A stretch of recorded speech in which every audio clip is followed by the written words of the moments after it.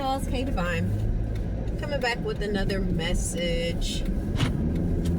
This is a work message. Because this is something I was thinking about earlier. I be having these conversations with my boss because,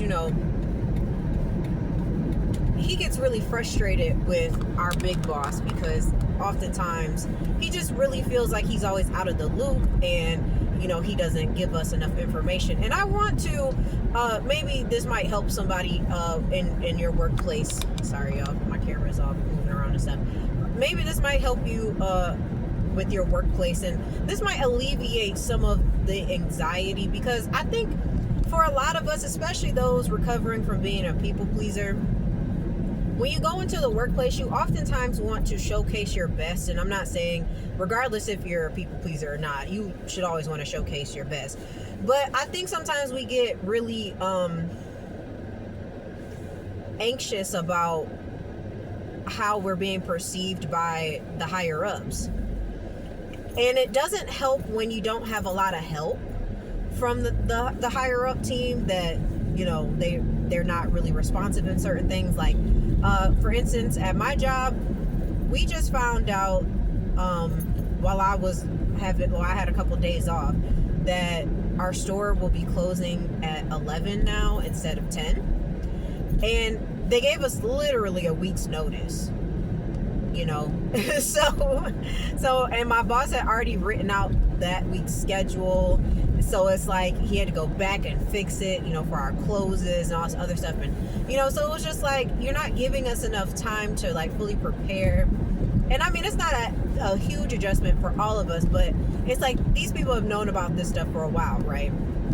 And I want to, maybe this might alleviate some of your anxiety when it comes to like dealing with your upper management, things like that. If your upper management, like if they're close, like they consider each other friends, I can guarantee you that it's very likely that those people will not be held accountable. It is very likely that they will not be held accountable for the things that they do, because this just ties into just toxic. And I mean, this to me is it depends on how bad your managers can be, because like I said, communication can really suck, and when communication sucks, nothing helps, okay? But like for me,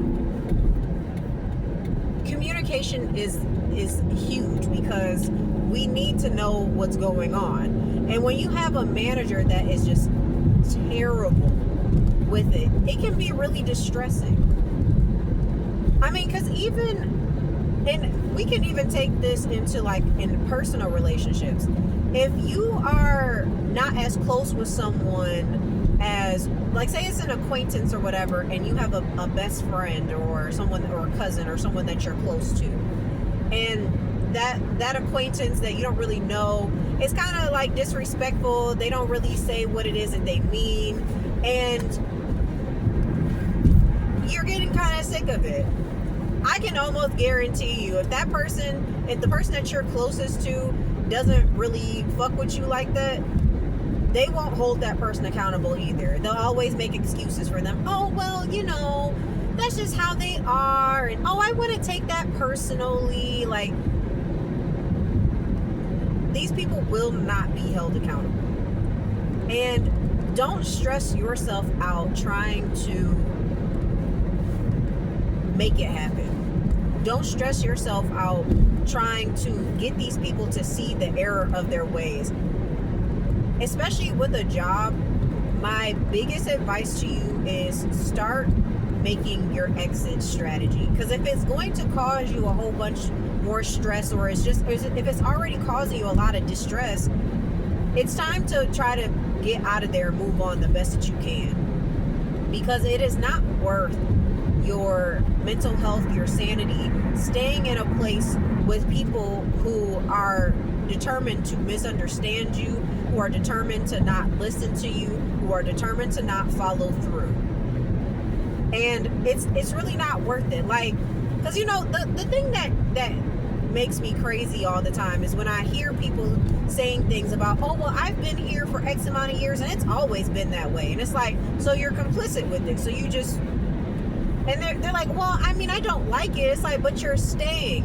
And it's like when people stay in toxic situations or things that are becoming toxic for them, you normalize it. Like that shit is not normal. It is not normal to go into a workplace and not know what the fuck is going on. It is not normal to have relationships with people and them not tell you their real feelings about you. It's not normal for people to dislike you and not, and not tell you that they don't really want to be around you. That's not normal. None of that shit is normal. So just know that these people oftentimes will not be held accountable because the system is broken. The system is broken because, at my job, one thing that I listen a lot to the things that people say.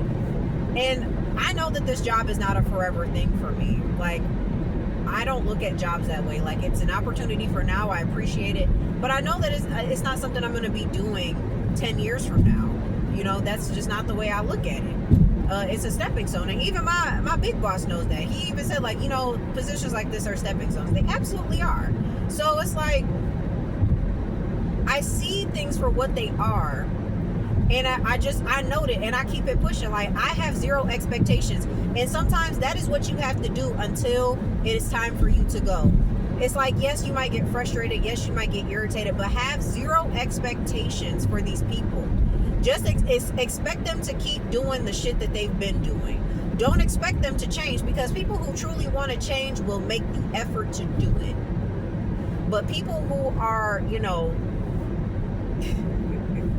people who constantly are making excuses, people who are constantly pretending like they don't know what's going on, people who are constantly acting as if they're doing everything they can do, but they're really doing nothing at all, are likely not going to be held accountable, especially if they're truly very likable to other people. But one thing I've really noticed too, though, in these toxic work environments is that all of the upper management, there's just this ongoing theme of, you scratch my back, I'll scratch yours. Well, I'm gonna look out for you. So, when you're not a part of the boys club or whatever it is at your job, it's likely that you just not going, you just not gonna be able to, I don't know, honey. I don't know. You just not gonna be able to get through to them people, and that's okay. That's okay. It be like that sometimes.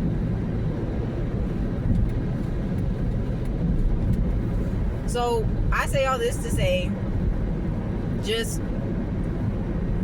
just gonna have to have zero expectations for these people, and know that the people who should be holding them accountable probably won't hold them accountable. And don't put yourself in the middle of it.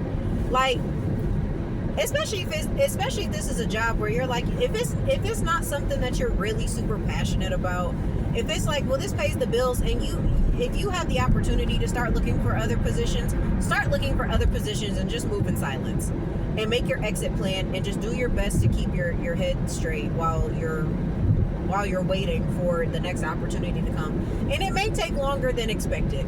Don't expect new opportunities to just pop out of nowhere, because that oftentimes doesn't happen. So it might take some time, but keep, building up your skills, build up your resume, and do what you need to do to get out of there, and you'll be okay. All right. I love y'all. It's your girl, K Divine, and I'll talk to you later. Bye.